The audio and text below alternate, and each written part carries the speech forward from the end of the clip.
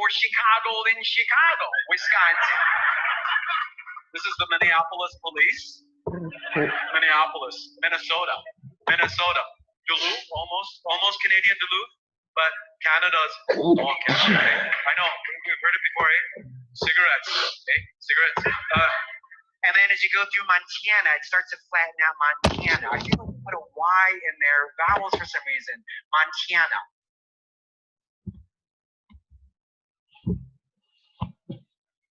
All right, welcome.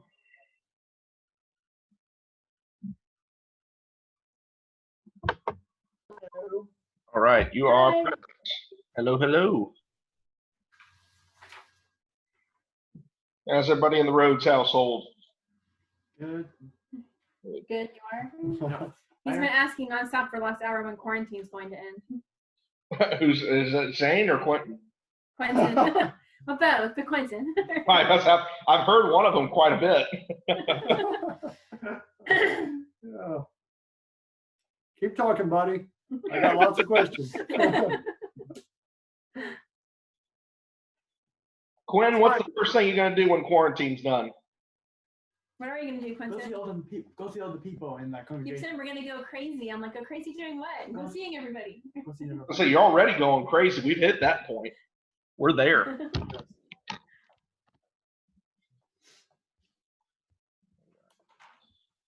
So did you have good feedback from Danny and Tim that they were going to do this? I did not get a chance to shoot a note to them yet, and so I believe Danny was actually at the fire station today, if I understood correctly. Okay. And I did not get a chance to shoot Tim a note. But he had said Wednesdays were tough for him, so I figured both of them were probably more convenient for a Sunday. Right. So I figured that would ask them. But yeah, Tim said he was barely making. He said he was having a hard time making 6. I think he's one of the reasons we bumped it back to 7. He sometimes has a hard time coming to 7 with his work schedule. So Right. So I figured trying to get him to get on a Wednesday call was going to be tough in and of itself. So, but we'll see. And honestly, if it ends up just being y'all, and if you'd rather it just be me, I have no issue with that, honestly. I know it's a little bit awkward when it's just one couple sitting here. Answering all the questions. Yeah, and so honestly, if it ends up just being y'all and you'd rather it just be a solo thing, I have no issue, but I have no issue if y'all want to continue with it either way. Oh, I'm sure Lowell Marshall will come. Yeah, somebody else will probably come. Let's hope. All right, before everything gets started, I'm going to use the restroom real quick. So.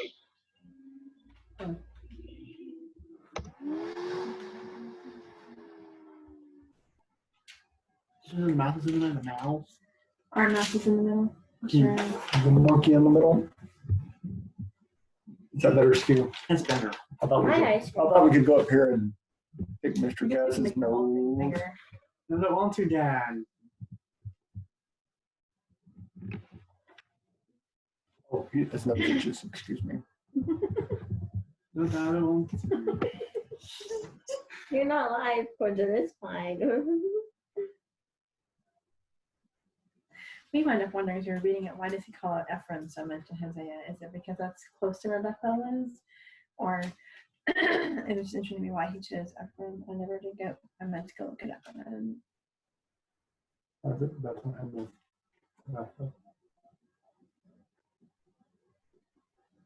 Why? No. Because that's where it's located.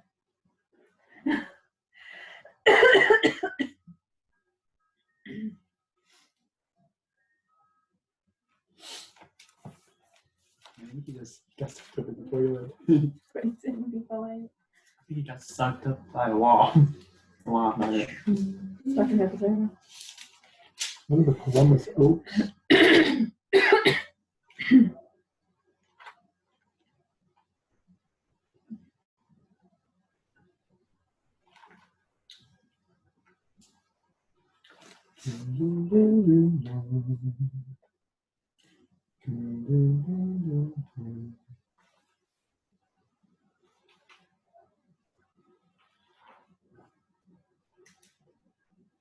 Things you can pop it in this week. Frack. flipping all your books around. Mm-hmm. I don't have the Soul and Teenager book yet. Yeah.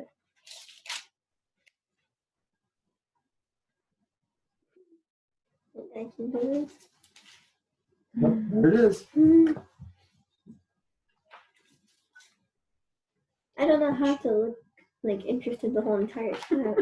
My thing of interest is smiling, but then it looks fake after a while once you haven't stopped smiling. And I don't know how like to look normal but not bored. Well, why don't you be interested? And you don't have to pretend that. Don't worry about looking I at it, do just be listen. And if you keep That's track and you're lit reading and everything, you would naturally work to do that. interesting. Is that? Prince reading this. Yeah. Okay, then watch mom go. Watch whenever the Tracy she exploded. But nobody else can get in until he returns.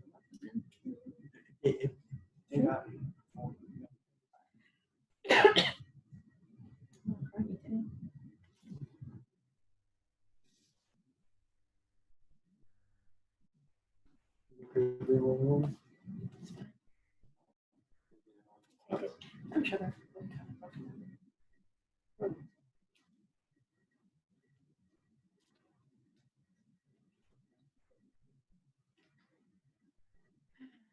That stupid kid doing it like this. It's so dumb. It's not even itself.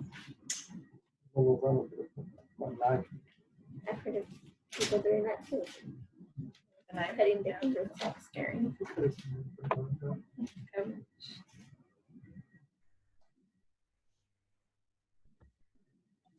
Yay! Yay! I knew the conies would come through.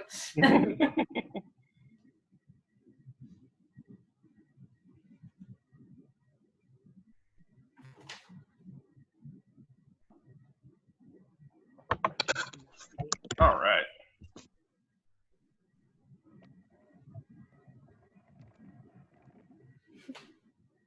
Sorry, I feel like this. Okay. Say hi louder. Hi. There you go. Hello. Can you hear us? Yep, you got you on. All right.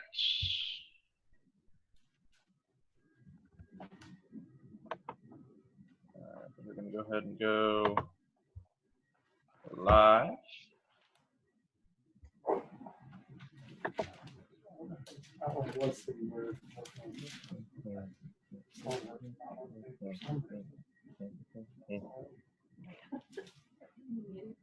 What?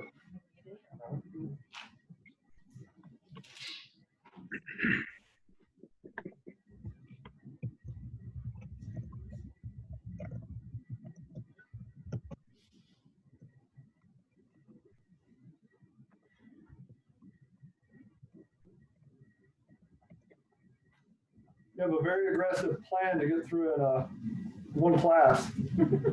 Yeah, so we'll see. We may not hit all of these in detail because we are aggressively trying to go through all 16 prophetic books and 13 classes, including Isaiah in one and Jeremiah in one. So, Sorry. So we will see. A lot how in one we do. class. Yeah, that's the objective. So we'll see. Like I said, it's primarily designed to get. Honestly, if people do the reading, I think they will find a lot of this is more obvious when you're looking for it. And so the hope is that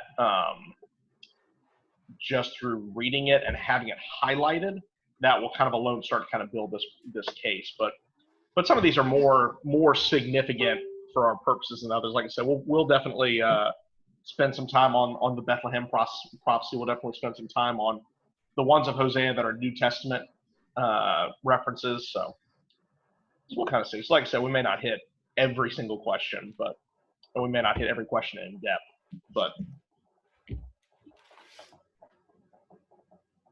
yeah, Hosea had more than I had remembered it having, honestly, as I was preparing all this, because I knew Micah had 2 or 3, but I only remembered like 2 of Hosea.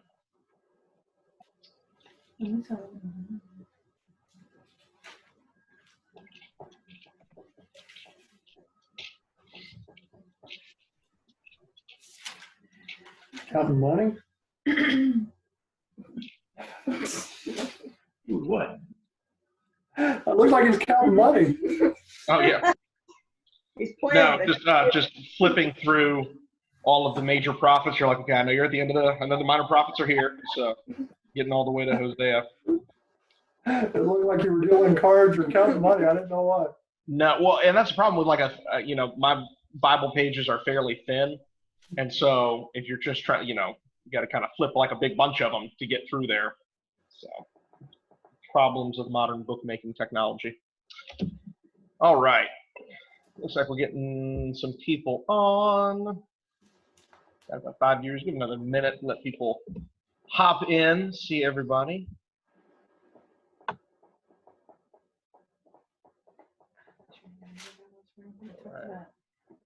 Got a good number. Good to see some people starting to come on in here. I see Mert is giving a like. Mert, I hope you're doing okay. I hope everything's feeling good and getting on the mend and everything. So, all right. So if you're tuning in, we're going to start in Hosea, both because it's first in order of reading and also because it has several messianic prophecies. If you're joining in with us for the first time, we are going through the Messianic Prophecies of the Old Testament. So what we are doing as part of our So That You May Know series, where we've been going through the entire Bible, looking at a holistic picture of the Bible, looking at how all of these work together. We're in the midst of going through the prophets, and the prophets have a lot to say both about their current situation, about the situation of Israel and the kingdom of Judah, but they also have a lot to say about the future days, both of the coming of Christ and of the age of the church, and even the age to come. And so what we wanted to do was to simply highlight these messianic prophecies so that we can kind of focus on them and kind of give them due credit for what they are without kind of bogging down in some of the current prophecies, which is what we talk more about on Sunday. And so last week we got to talk about Amos, and Amos is chronologically the first of these prophets. We talked in previous classes how there's kind of three major eras of prophecy. In the first one, you've got the prophets that speak to the kingdom of Israel, and that's going to be Amos, Hosea, and Micah, who we're going to talk about tonight. And then Isaiah is kind of the big culmination of that. It's really kind of the big first step in prophecy. We talked about Amos last week. Amos introduces us to a lot of prophetic concepts. He introduces us to the ideas of the day of the Lord. He introduces us to a lot of discussion about the social justice and of the righteousness of the Lord, how Israel has failed at that, and how this new coming kingdom is going to start to change some of that. Hosea is going to expand upon that imagery. Micah's really going to pick up a lot of the ideas of justice in that. And so we're also going to start to see some expansions on the idea of the transition from the old covenant into the new covenant. All of these threads are really going to be bound together in Isaiah. And Isaiah really kind of is the culmination of the Israelite prophecy that then sets the stage for the later Judean prophets, Jeremiah and Ezekiel and some of the other minor prophets there. So with all of that being said, if you want to, go ahead and turn in your Bibles to the book of Hosea.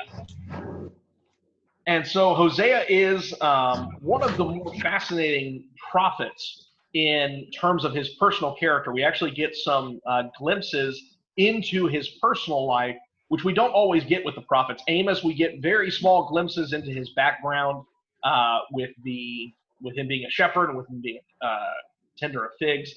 Hosea gives us a little bit more information about himself. And in fact, his personal life and his marriage to a woman named Gomer and his children are actually used by the Lord as symbols and as images of the nation of Israel and of the kingdom. And so we're going to kind of delve into that and see how the New Testament is going to kind of use some of these images in speaking about the Messianic kingdom. Good to see we got a good group coming in. Looks like we got the Dillards, the Hands, the Coons, the Edens. We got a good group. Good to see everybody. Glad to have everybody tuning in. So if you want to, we're going to turn over to Hosea chapter 1. And there's going to be a particular image. I want to focus in on this idea for a little bit because there's going to be an image in the discussions of Hosea's children.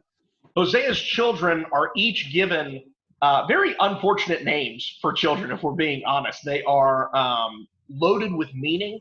And all three of the children are named a name that actually condemns Israel, which probably did not make them popular in the kindergarten playground area. But they're being used as symbols of what's going wrong in Israel. And so specifically in Hosea chapter 1 and verse 10, the final child, or the final two children, are named Lo Ruhama, which is a name which means no mercy or no compassion. And then the second child is named Lo Ami, which means not my people. That Lo attachment is a ending meaning no. It's kind of the opposite of it. And so these two ideas are being used to show kind of a breaking of the relationship between Israel and between God. Israel's sins, Israel's religious hypocrisy, Israel's lack of justice is causing a rift in their relationship between God and Israel. And yet there's going to be a reversal of this idea. And so in chapter 1 and verse 10, Hosea prophesies, yet the number of the sons of Israel will be like the sand of the sea, which cannot be measured or numbered. And in the place where it is said to them, you are not my people, it will be said to them, you are the sons of the living God. And the sons of Judah and the sons of Israel will be gathered together. They will appoint for themselves one leader, and they will go up from the land, for great will be the day of Jezreel. Jezreel is the name of the first child, which is hearkening back actually to the reign of Jehu, one of the kings of Israel who had killed the last of the descendants of Ahab at Jezreel. And so you're seeing this reversal language of the three names of the children being applied to this restoration of Israel, that ultimately, though their relationship has been hindered, it's going to ultimately end up being fulfilled in God. And that's repeated later on in chapter 2, after a pretty staunch polemic against Israel. In chapter 2 and verse 21, Hosea says, it will come about in that day that I will respond, declares the Lord. I will respond to the heavens, and they will respond to the earth.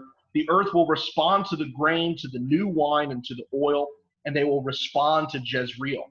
I will sow for myself in the land. I will also have compassion on her who had not obtained compassion. And I will say to those who were not my people, you are my people. And they will say, you are my God. And so we're actually going to see two separate occasions in the New Testament where the apostles are actually going to pick up on this restoration language of Hosea and apply it to the new covenant, to the new era of the church. And so, Zane, if I could get you to go to Romans chapter 9 and verse 25, and then Lowell, if I could get you 1 Peter chapter 2 and verse 10. As indeed he says in Hosea, those who were not my people, I will call my people, and her who was not beloved, I will call beloved. All right, then Lowell in 1 Peter 2:10. Who once were not a people, but are now the people of God, who had not obtained mercy, but now have obtained mercy. All right, excellent. So how are the apostles applying Hosea's statements to the New Testament time period?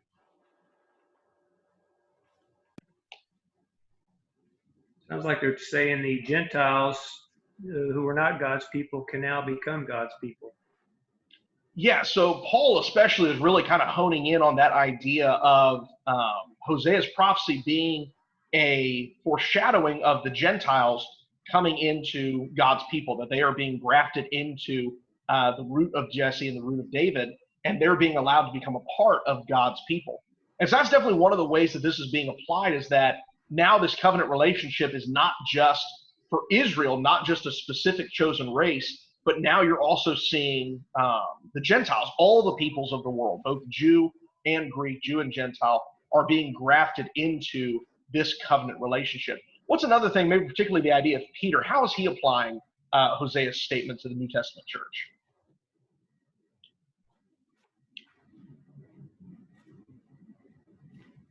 We are a new people in Christ. If you look up at 9, we're the chosen race, the royal priesthood, a holy nation. He's bringing together a new spiritual family, and that's a different people than either Israel or the Gentile, the spiritual family that he has now. Yeah, absolutely. And Paul makes that point as well in the book of Romans. But yeah, Peter really is using Hosea's prophecy as kind of evidence of the restoration of Israel not being so much about the physical people, although that did occur and that was part of this overall scheme, but that kind of the final fulfillment of this being the restoration of God's people at large. And that's one of the big transitions of the New Testament. And it was one of the things that physical Israel really had a hard time grasping, is that the covenant was always meant to be more than just physical Israel. It was always meant to be more than just the 12 tribes of Judah and Israel, but it was always supposed to be a gift to the entire world. And that's one of the things you see really, especially in the gospel accounts, is that the Jews have become very self-isolated. They've become very walled off from any group of people, even the Samaritans, who were cousins to the Israelites, essentially. They were essentially kind of the half-hybrid children of the northern tribes of Israel and other Gentiles. Any group that was not physical Israel was cut off, should not be anywhere near anything. And so when this comes and Jesus is essentially opening a covenant that through the apostles is going to be offered to all people, a lot of Israel has a big hard time with that. But what we see is that the prophets were already foreshadowing this. The prophets were already looking forward to a day, and we saw it a little bit in Amos, we're going to see it more tonight, of a day where all people were going to be gathered together, specifically in Jerusalem, but then all the world would come together in one people that would be defined more by spirit than by physical or genetic lineage. And so that's definitely something that I think Hosea is looking forward to already in his prophecies. He's looking forward to this restoration and the renewal, not just of physical Israel, but it's a foreshadowing of the entire world's restoration and renewal. Thoughts and comments on any of those ideas there?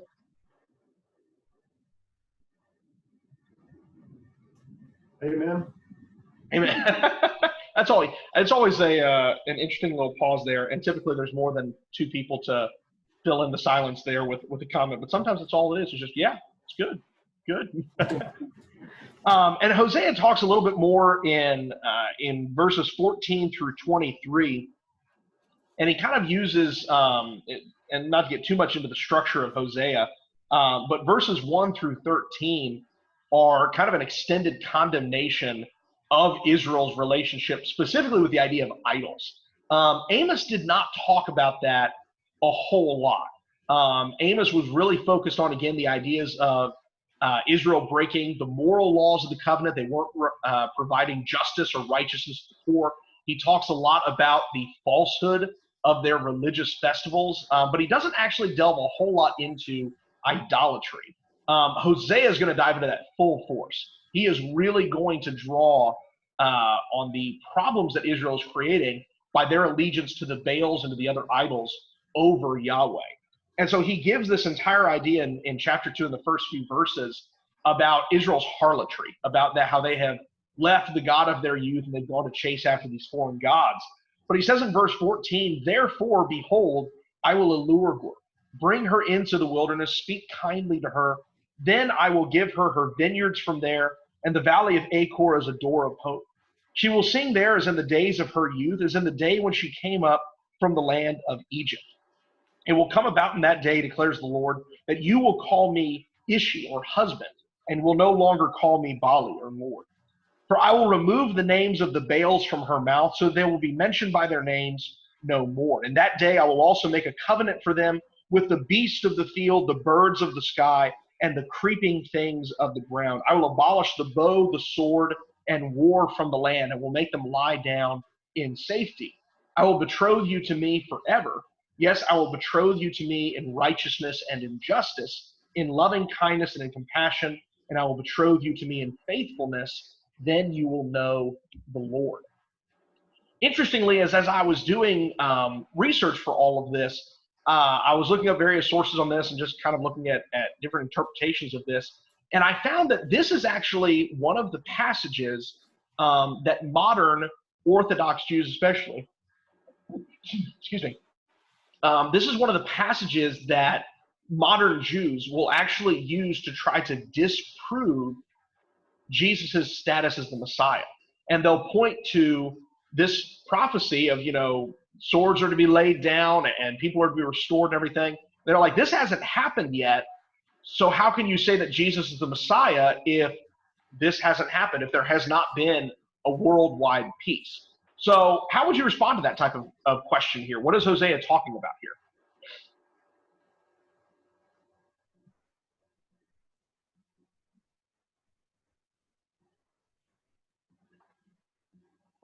I think so often we look at the wrong perspective for that. So much of the prophecies I don't think are speaking to that physical peace. You see through Jesus a reconciling of us with God. There's peace between us and God. You see the peace that came between Jews and Gentiles. They became Christians. People that would have fought no longer did. And you will ultimately see that in heaven where all of that is removed. And to me, that's sort of missing the point of the whole passage, the beautiful imagery there of God being our husband and him marrying us and us being united with him, and the beauty of that, which I think that's the conflict that's ending here, is between us and God when we become his. Yeah, I think a couple of really good points there. First, I think you're absolutely right. The context of this is really the warfare between Israel and God, that they are repeatedly violating the covenant relationship, and God is punishing them for that. And so really the conflict that's being resolved here is the conflict between unfaithful Israel and faithful God. In this new era, in this new restoration, Israel is going to be faithful. They are going to be restored in their relationship to God.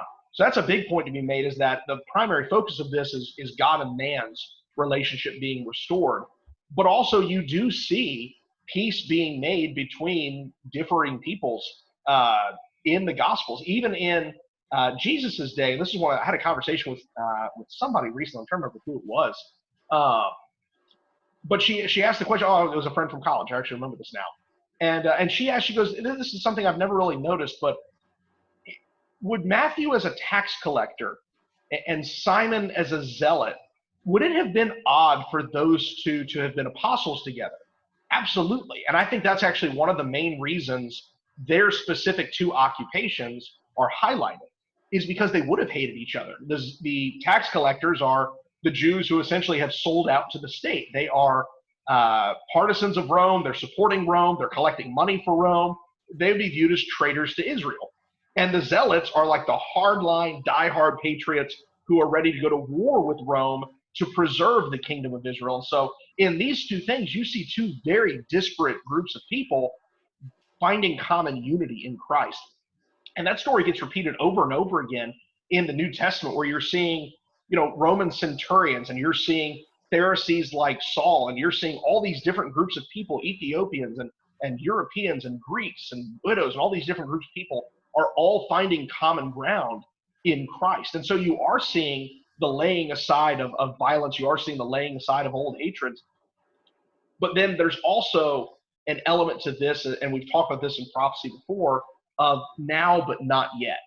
And so there is a way that this is being fulfilled. There's ways that this has been fulfilled, but this is also looking forward to a final fulfillment where there will be an end to war totally. There will be an end to all conflict as Jesus comes to rule. That's one of the points that's made by Hosea, is that ultimately Israel and Judah are going to be reunited by one leader, and he's going to carry them up. And so we see this idea of multiple fulfillments in prophecy, that Hosea is looking forward to multiple time periods. He's looking forward to the restoration of physical Israel under Persia. He's looking forward to the times of Jesus. He's looking forward to the times of the church. And ultimately, he's even looking forward past that to the end times, where there will be one ruler over all peoples that will have bowed the knee to Christ. And so we see that this is what I think is so cool about studying the prophets, is that they're so rich and they're so in-depth, and they're all pointing away towards the New Testament. Really what you figure out is that you can't fully understand what they were talking about without the latter revelation of Jesus Christ. And that's why both Jesus and Paul are able to say that the fulfillment of the law and the writings and the prophecies is Jesus. Ultimately, the only way you can understand all of this is through the revelation of Christ. Thoughts or comments on that idea there?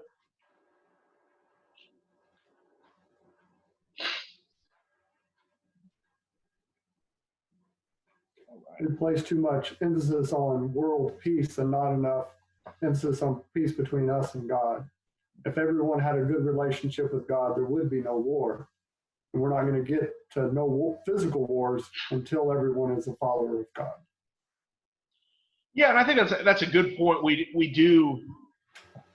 The reality is that there's never going to be peace until all have submitted.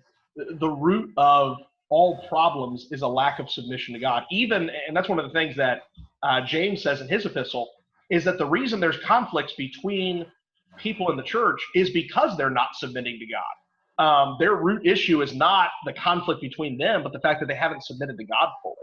And so even amongst the believers, that's the root issue. That's what causes divisions and fightings and everything, is when Christians do not submit to God. So how much more so would we expect there to be conflict when the world has not submitted to God?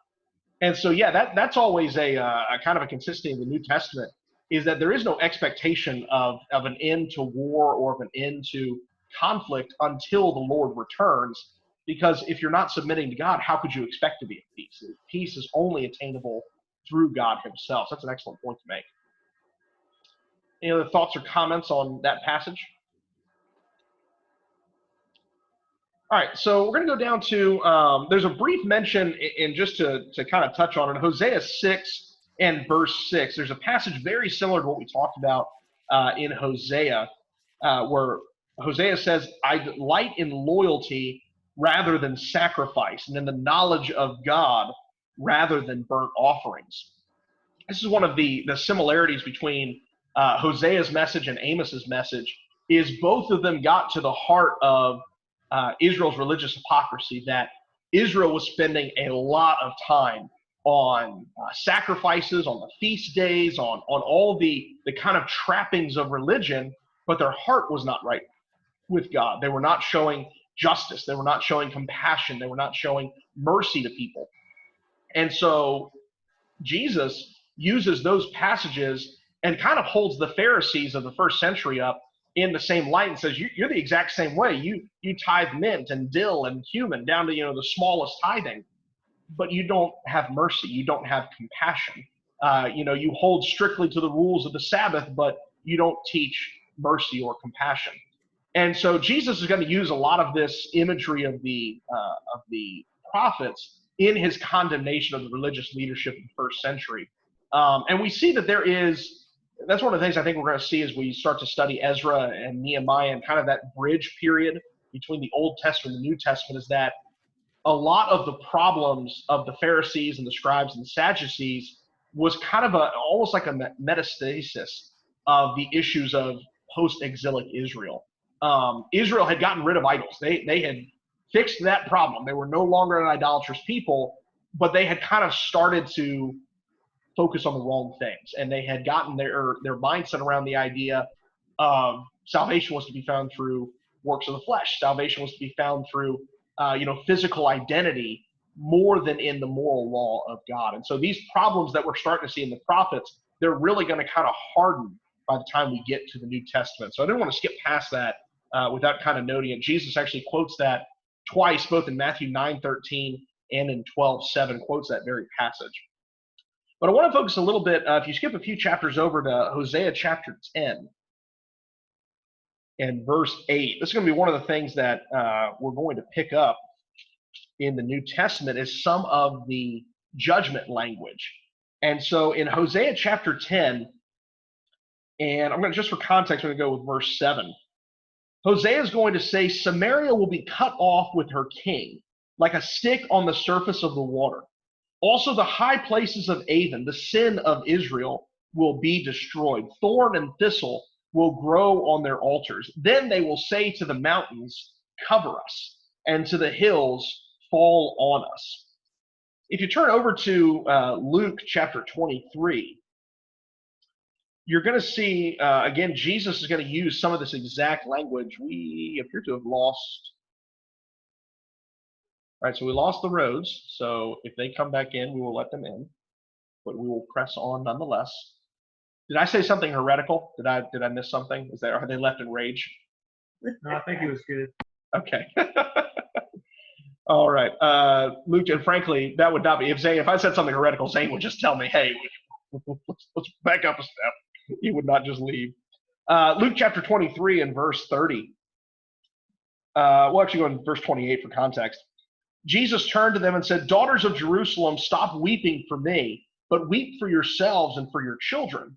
For behold, the days are coming when they will say, blessed are the barren, and the wombs that never bore, and the breasts that never nursed. Then they will begin to say to the mountains, fall on us, and to the hills, cover us. For if they do these things when the tree is green, what will happen when it is dry?" And so we see Jesus literally on his way to the cross, and he's bearing the cross on his way to the hill. He uses this same language of Hosea, prophesying the destruction of Jerusalem and of Israel again. And so one of the things that we see is that Jesus draws explicit connections to the reasonings for the destruction of Israel in 580 or 722 BC. We see he draws those same reasons for why Israel is ultimately going to be destroyed in 70 AD, and that the same issues were being found. Israel was being unfaithful. Israel was falling away from God. And so really he's using the language of the prophets to explain why what's going to happen is going to happen. So we back? Yes. Sorry. Okay. I asked if you had left because I'd said something heretical, and so, now's your chance if I did. Internet issues. That's what they all say before they start stoning people. All right, so, and then one more that I wanted to take a look at, just because this is kind of an interesting one, and we're going to see some things in prophecy that sometimes are confusing. This is one of the ones that always is an odd one. If you look at Hosea 11 and verse 1, and then Tracy, if you could have Matthew 2:15 ready for us. So in Hosea 11 and verse 1, kind of in the midst of his prophecies against Israel, Hosea says, "When Israel was a youth, I loved him, and out of Egypt I called my son. The more they called them, the more they went from them. They kept sacrificing to the Baals and the burning incense to idols. Yet it is I who taught Ephraim to walk. I took them in my arms, but they did not know that I healed them. I led them with cords of a man, with bonds of love, and I became to them as one who lifts the yoke from their jaws, and I bent down and fed them." So this is a prophetic oracle, but would we naturally see a messianic prophecy here? Not really. No, it doesn't sound like a prophecy. It just sounds like he's stating a fact. Yeah, it really just kind of sounds like descriptive language. Like Hosea is kind of in his discussions of why Israel has been ungrateful, of the problems of Israel's doing. He's kind of making the note of the father-son relationship between Yahweh and between Israel. He's called them out of Egypt. He's taught them. He's raised them. And Israel has rejected him in favor of the Baals. And so it doesn't really sound like a prophecy, more kind of prophetic description. But look at how Matthew chapter 2 and verse 15 is going to treat this verse. "And they remained there until the death of Herod. This was to fulfill what the Lord had spoken by the prophet, out of Egypt I called my son." All right, so if you just read that in Matthew's context, and you don't know anything about Hosea, you would kind of read that and be like, oh, okay, I guess Hosea prophesied that the Messiah would be called out of Egypt. But when you read Hosea 11, you're like, well, that doesn't seem like he's talking about the Messiah. So what exactly is going on? Why is Matthew saying that this is a prophecy? How is he able to say that this is fulfillment of what's going on? God inspired him. So yeah, there's the easy answer. Well, God said it was a prophecy, so it was a prophecy. That is one of kind of the nice things about definitions is when God gives you a definition, okay, check, that's what it is. Sounds good.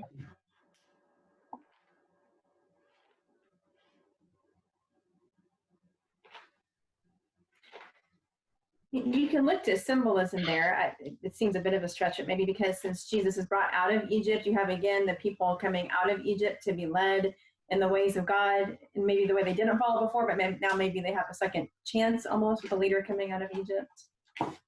So I think one of the things that, and it's important as we look at the New Testament, it's important to remember that things are being written for a reason. And so in particular, when we look at the Gospels, each of the four Gospels is telling the same story, but they're telling it with an emphasis on different things for particular reasons.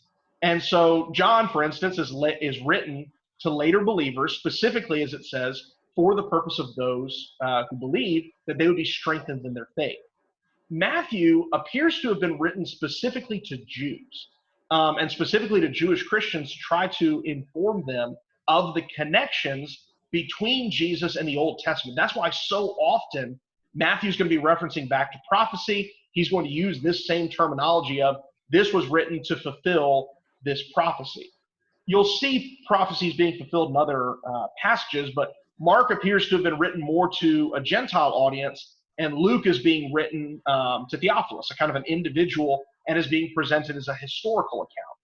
And so each of the Gospels is kind of doing a different thing with the same story. That's why there's differences in what they're telling. But Matthew is specifically building the idea of Jesus being a fulfillment of the Old Testament. That's why if you look, the next two chapters, you're going to see that you're going to have the prophecies of John the Baptist. He's going to be fulfilling the coming of the kingdom, the proclaiming of the kingdom. And then in chapter 4, you have the idea of Jesus in the wilderness. Well, so from a textual perspective, you've got chapter 2:15, he's being called out of Egypt. You then have him being baptized through the water, and then you have him going into a period of wandering in the wilderness for 40 days. So what is Matthew showing us? Who is Jesus?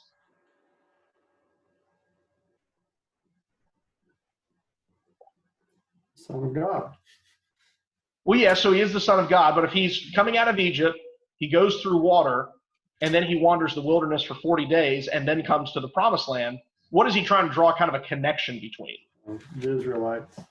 Yeah, essentially, Jesus is the fulfillment of Israel. He's kind of going through, in this portion of Matthew, he's going through the Exodus movement. He's going down to Egypt like the patriarchs had. He's then being called out of Egypt. He's then going through the waters, the Red Sea, although this time it's the Jordan River, and he's then going through this period of wandering in the wilderness. But the difference is that Jesus is going to be successful, that Jesus is going to stay faithful to God. And so that's the point that Matthew is building. And so that's why he's able to use what doesn't appear to be a prophecy, what doesn't appear to be specifically a messianic idea in Hosea 11:1, but he's able to show this is the fulfillment of Israel. Jesus is Israel made perfect. And that's why he's able to fulfill those covenant terms, is because he's Israel. And so that's one of those ones that oftentimes gets brought up and questioned about, what is Matthew doing with this? It doesn't look like it's a prophecy. That's how they're able to interpret the Old Testament, is that it's all about Jesus. The whole story of Israel is foreshadowing Jesus. And that's how a lot of the New Testament authors are going to utilize the Old Testament, is as a preview of what's going to be happening with Jesus. So I wanted to highlight that because, like I said, that's kind of an odd one. If you read this and then you read Matthew, you're at first thinking like, wait, what is Matthew doing? Thoughts or comments on that point before we start to get into probably Micah in just a minute?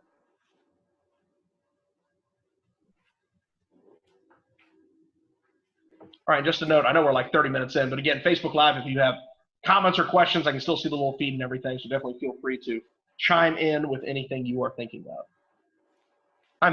Mindy immediately waved at me, so she good. All right, and then we'll go past. All right, so if you want to go ahead and turn over to, there's one more prophecy used in Hosea 13 and verse 14. It's, shall I ransom them from the power of Sheol? Shall I redeem them from death? O death, where are your thorns? O Sheol, where is your sting? Compassion will be hidden from my sight. That's used in the New Testament. Paul uses that language in describing our victory over death. So that's the only other mention we get of Hosea being explicitly quoted in the New Testament. That one's, I think, a fairly obvious fulfillment there. So we're going to go ahead, unless there's any other comments on Hosea specifically, we're going to go take a look at Micah.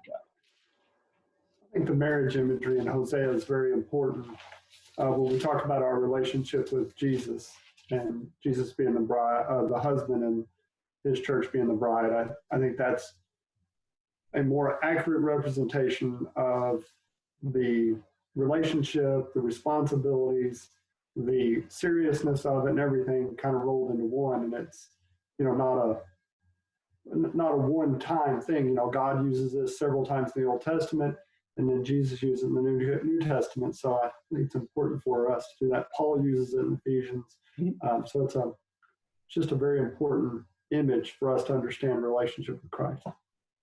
Yeah, and we're going to see that idea of the marriage relationship. We're going to talk a little bit about that on Sunday, because that's a big, in our audio lesson, that's a big point of why Hosea is bringing this oracle against Israel, is because of their failure in the marriage relationship. We're also going to see a couple of prophecies in Ezekiel are really going to bear that out. And so I want to save that discussion for there. We'll probably pull back on Hosea when we get into that discussion. But Ezekiel kind of picks up that marriage language and really expands it into the new covenant. So we're going to probably touch on that idea in a later class. But it is important to know that it is very prevalent here in Hosea, particularly in the first 3 chapters.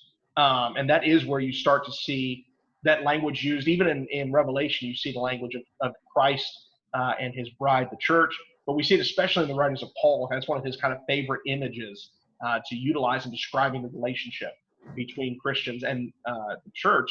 And then also the consequences that has, practically speaking, from the relationship Christians should have in their own marriages. So yeah, it's definitely a big prophetic image we're going to see in a lot of different places.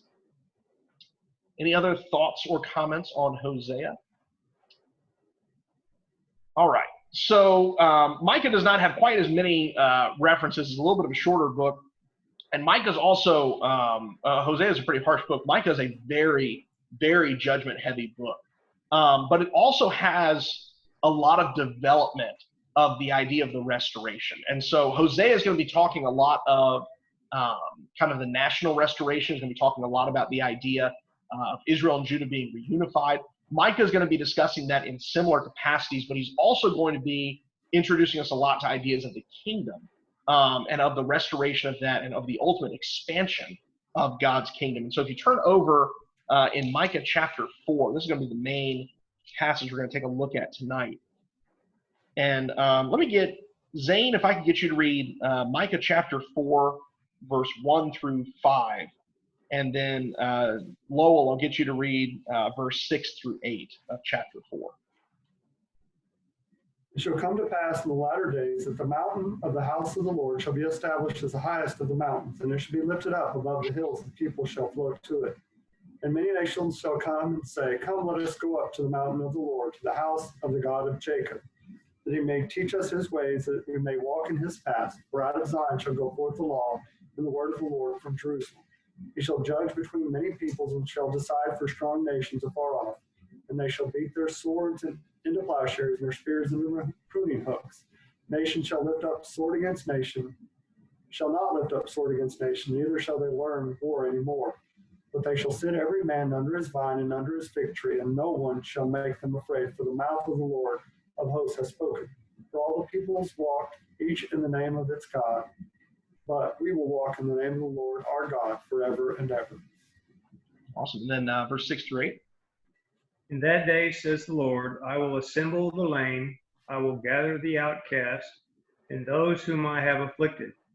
I will make the lame a remnant, the outcast a strong nation.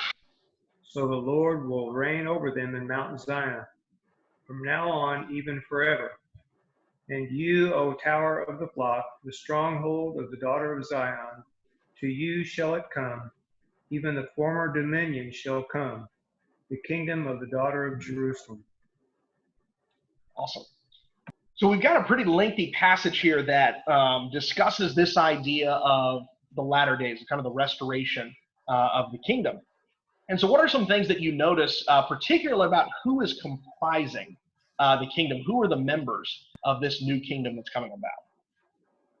People from many nations that desire to go to the mountain of the Lord.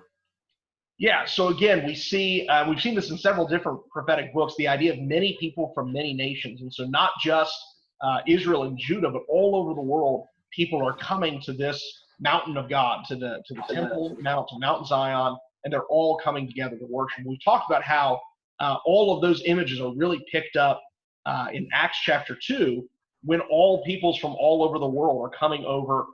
They're hearing the word of God preached in their language. They're coming to the right relationship with God. And so we're seeing that in many ways the church is a fulfillment of these prophecies. What's another thing you notice about some of the people that are being gathered together in this kingdom? Well, it's going to be those that desire God, those who want to be God's people. In other words, they choose God. He didn't choose them.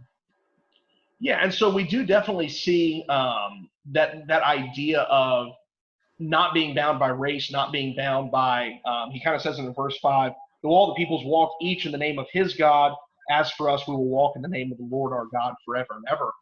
It's kind of the breaking down of that old system of, peoples in different areas having their different gods, and now all the peoples are going to come together, all together in the name of the Lord. And so it is kind of that breaking of the barriers between race and ethnicity, and all the peoples of the world coming together under Christ.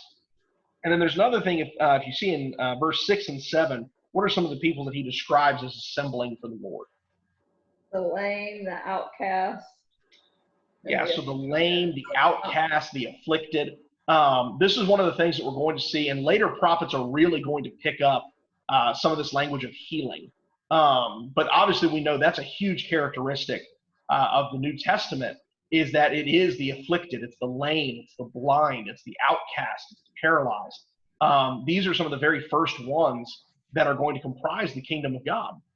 And it's going to be these people, not the rich and the powerful and the people who you would expect to be part of the kingdom of heaven. It doesn't go to, the religious leaders and the kings and the princes. The word of God first goes to the poor. It goes to the outcast, goes to the physically broken. And so we're going to see that a lot in prophetic image of this idea of the kingdom of God being built in unexpected places. And that's really going to be borne out in the New Testament. What are some other things that we see as far as kind of the differences between this new kingdom and the old ways of the world? Well, it's not a domineering nation. It's not a nation that, like the Israelites, were going in and destroying all the other people. It's not that type of a nation. Yeah, so we see again kind of some of the similar language that we saw in Hosea, that idea that they'll hammer their swords into plowshares, their spears into pruning hooks. Nations will not lift up sword against nation, and never again will they train for war. And again, this is actually also one of the passages that Jews go to kind of disrupt the idea of Christ being the Messiah, because they look at this and they're like, well, that hasn't happened yet. So these are kind of like the two main prophetic passages they go to, interestingly enough. But it's a similar idea. It's the idea that this is not going to be a nation of conquest. This is not going to be a kingdom won by strength of the sword. It's going to be a kingdom of peace. It's going to be a kingdom established in tranquility. It says he's going to be judging between many peoples and render decisions for mighty distant nations. It's going to be a nation of justice. It's a nation of peace. It's a nation of mercy. And again, it's a nation comprised of all the peoples. And so we're seeing very strong differences between physical Israel and this restored Israel. And again, these ideas are not really fulfilled by restoration Israel. They still fight wars. They still fight against Rome. They fight against Greece. They fight against the Samaritans, and they're constantly at war between the Old Testament and the New Testament period. And so really we're seeing these fulfillments in the church, and then we're ultimately seeing the final fulfillment being in that final age where we'll see all of this be broken down. Tracy? It reminds me of what Jesus told Pilate, that my kingdom is not of this world. If it were, my people would fight for me. And that's why he's allowed to be crucified, that his people are not people of war in the sense that the world sees it. His kingdom is different. Yeah, absolutely. That's one of the big things that Rome has a hard time understanding. Both Pilate and Herod one another, like, hey, are you a rebel king? Are you who you claim to be? You say you're king of the Jews. What does that mean? Or are we enemies now? Are you going to fight us? And Jesus is like, you have no idea what you're talking about. Like, that's not at all what this is. If I wanted to fight you, I'd fight you. I'm not interested in that. That's not what this kingdom is about. And so we see even at the very foundation of it, the kingdom is established in very different ways. In fact, the apostles have to be essentially told, no, that's not how this is going to be. I don't need you to cut off the ear of a high priest's servant. This is not a kingdom of the sword. This is a kingdom of peace. It's a kingdom of sacrifice. And so there is very staunch differences in how these kingdoms are coming about. Any other thoughts or comments on this passage in Micah chapter 4 and the ways we see it fulfilled in the New Testament?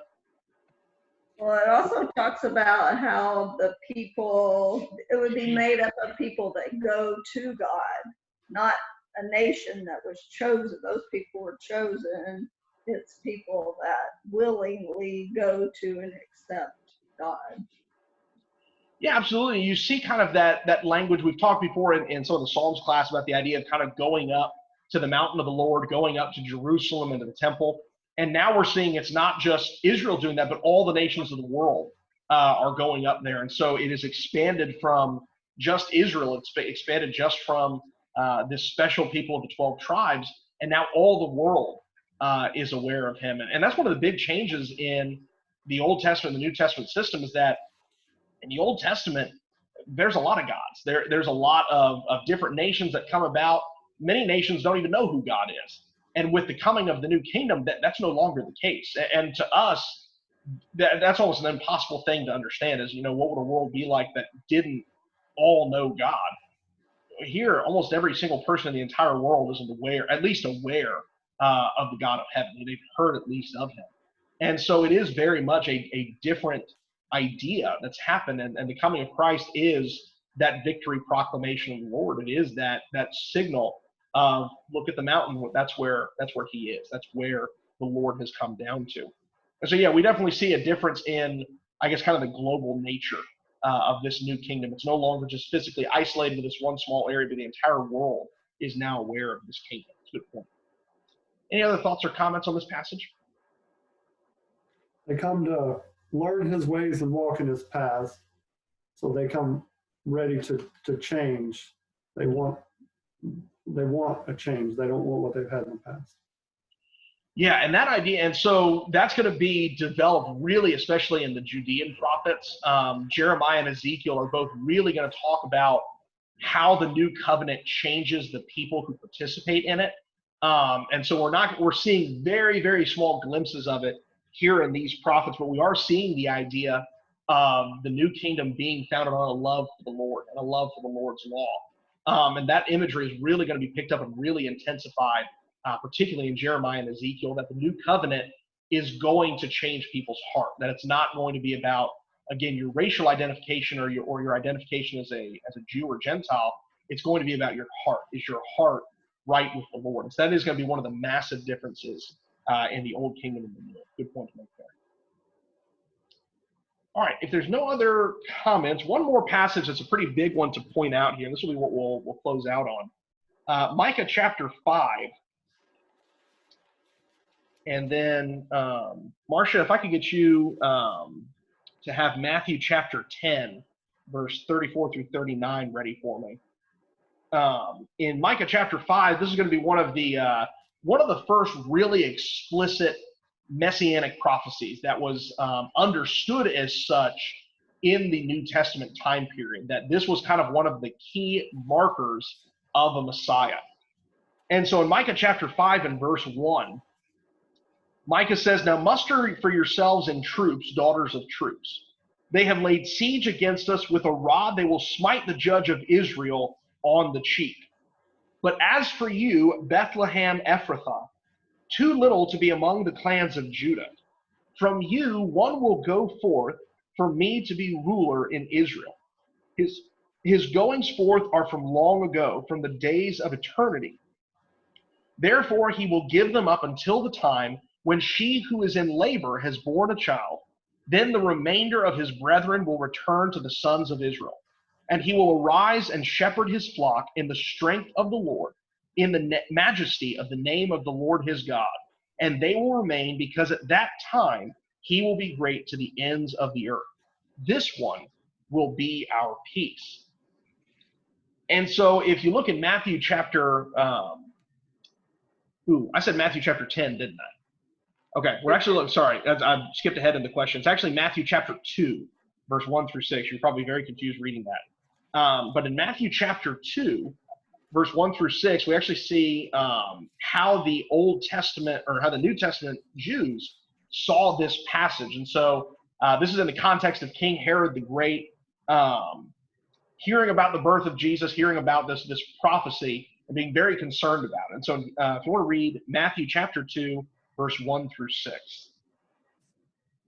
Now, after Jesus was born in Bethlehem of Judea in the days of Herod the king, behold, wise men from the east came to Jerusalem, saying, Where is he who has been born King of the Jews? For we have seen his star in the east and have come to worship him. When Herod the king heard this, he was troubled, and all Jerusalem with him. And when he had gathered all the chief priests and scribes of the people together, he inquired of them where the Christ was to be born. So they said to him, In Bethlehem of Judea, for thus it is written by the prophet, But you, Bethlehem, in the land of Judah, are not the least among the rulers of Judah. For out of you shall come a ruler who will shepherd my people Israel. All right, thank you. So we see that this is very explicitly a messianic prophecy. So much so that even the Israelites of the first century, they clearly understood what the implications of this was. And so what did they think this prophecy meant?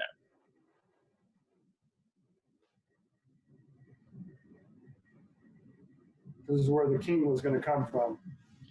Yeah, so and we're going to see there's some other prophecies that are at play in that passage, the idea of a star heralding the birth. We're going to see some more development of this, but the Israel read this prophecy, and they very clearly understood. They're like, okay, the Messiah who's to come, the Christ, the King who's going to come to deliver us, all these prophecies, this guy's going to be born in Bethlehem. And it always remains a small town. It always remains a very isolated area. But the scribes and Pharisees were very well aware this is what the prophet was saying, is that this is where this Messiah is going to come from. And if you see, there's actually some really specific descriptions of him in that Micah passage that we again see very clearly referring to Jesus. It says, One will go forth for me to be ruler in Israel. His goings are from long ago, from the days of eternity. And so again, they don't quite piece together what all the implications of this prophecy are. But what Micah is implying is that this one who's going to rule, his origins are from long ago. Even though he's going to be born in the future, his origins come from the days of eternity. And so again, I don't know if Micah understands fully what he's saying there either. But clearly, kind of with that 2020 hindsight, we understand this was prophesying a king who was to be born yet ancient. And he says in verse 4, He will arise and shepherd his flock in the strength of the Lord, in the majesty of the name of the Lord his God. He says in verse 5, This one will be our peace. And so we see a lot of very Jesus-centric ideas there. The king who is born yet who is ancient, the one who will shepherd the flock of Israel, the king who will bring peace to his people. And so this is kind of one of the really explicit messianic prophecies that we're going to see, where even Israel is like, okay, this one's pretty clear. The Messiah is going to come from Bethlehem. And so sometimes we're going to read some of these prophecies that are kind of allusions, that are kind of things that are made more clear once Jesus comes. But then there's also some that are like, okay, this is very plain and simple, like this is what's going to happen, and everybody understood that. So this is one of those, and this is why from the very beginning, people are both aware of who Jesus is, but also a little confused about him, because where does Jesus come from? Nazareth. Yeah, so that's what everybody identifies him as. It's like, okay, well, he's Jesus of Nazareth. And what is everybody's response when he says he's from Nazareth?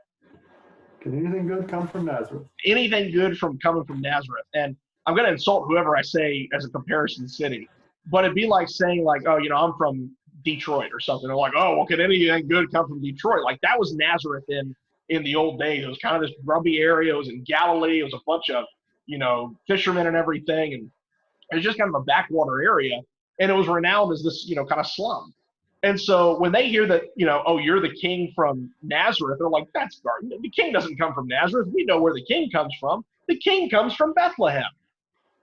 And people are like, oh, we didn't know he came from Bethlehem. And so it's kind of funny to see how that interacts. And I've always almost idly wondered if maybe that's why Jesus doesn't make that more explicit, if he doesn't claim more often as like, well, I'm actually born in the city of Bethlehem. And I've always wondered if that's maybe kind of one of the reasons for that. I don't have any proof of that per se.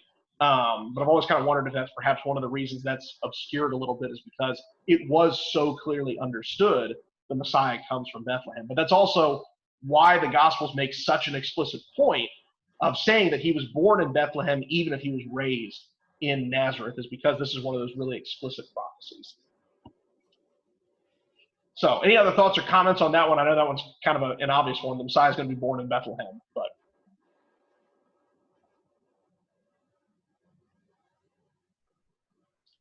the only other prophecy that's mentioned in Micah, we won't spend a whole lot of time on this one, but in chapter 7 and verse 6, it says, "For son treats father contemptuously, daughter rises up against her mother, daughter-in-law against her mother-in-law. A man's enemies are the men of his own household."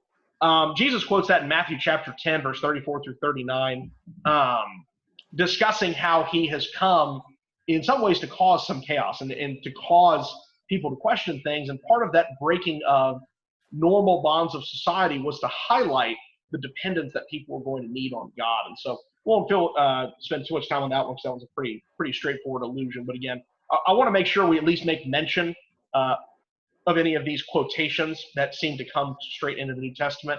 We won't get to do that with everyone, because next week we're going to get to Isaiah, and there's a lot of quotations from Isaiah. So we may not be able to get every single one, but as much as possible, I want to make at least allusions to those.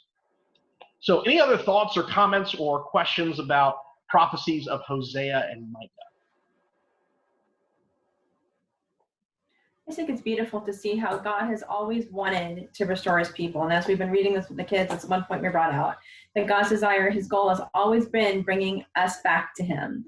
And all of this points to Jesus in doing that, that while he tells them he's going to destroy them, that brings him no joy. And I just think that's beautiful to see how he's planted these seeds so we can see all along this has been his plan. And that's one of the really big points of the prophets in general, is that yes, they're bringing a message of destruction, but the destruction is for the purpose of renewal. And ultimately, what's occurring and intentionally occurring is that God is destroying Israel for the purpose of cleansing her, for the purpose of bringing about restoration. The end goal is not the destruction of Judah and Israel. The end goal is purifying for God a people who can be his. And that's what we see consistently through all of these ideas, is that even all the way back in Mount Sinai, is that God has wanted a people that can rule with him, that can dwell with him. And that's what the destruction is serving the purpose of, is that it's cleansing these people. We're going to see that language brought up multiple times in the New Testament of God's destruction not being for the end goal of destruction, but for the end goal of cleansing and ultimately restoration and renewal. And we're going to see that brought up a lot in the prophets, is that almost every single prophet, they bring a message of destruction, but the destruction is also tinged with hope at the end of it, with restoration for Israel, that even though Israel and Judah are going to be destroyed, even though they're going to be taken away captive, ultimately all of this is for the purpose of the restoration. And in many ways, the restoration is the most important part of the message, because the prophets understand there's no avoiding this. Like, we know we want you to repent. We'd love for you to repent. God wants you to repent, but we also know it's not going to happen. Like, we know what's going to occur. It's been revealed to us that this is what's going to happen. And so the hope is found not in what they know is not going to happen, but what they know is going to happen. Israel is going to be destroyed, but it's also going to be restored. So that message of restoration and renewal is crucial to understanding the prophetic message. Other thoughts or comments?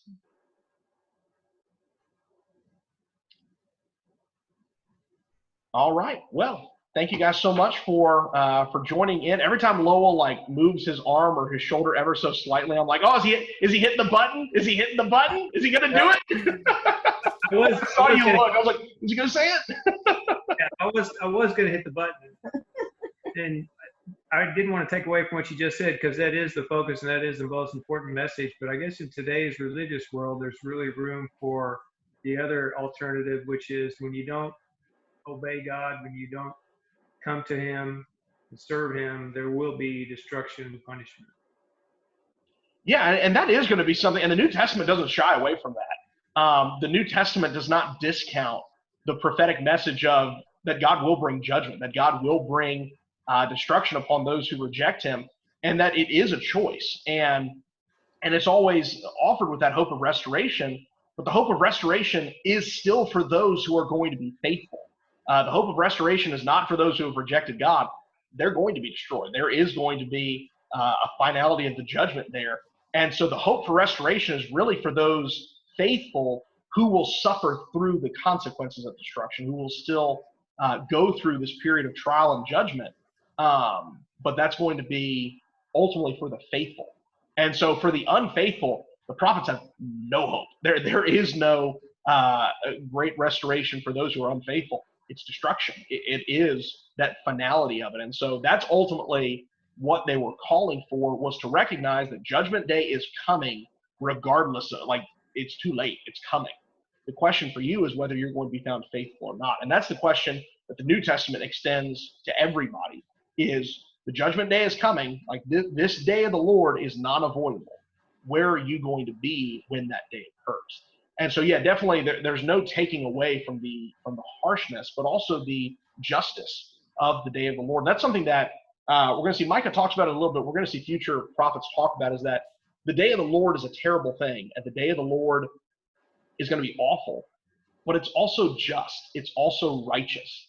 And so while it is going to be, it's not a happy thing to behold, it is a righteous thing to behold. And that's, I think, an important understanding of the character of God.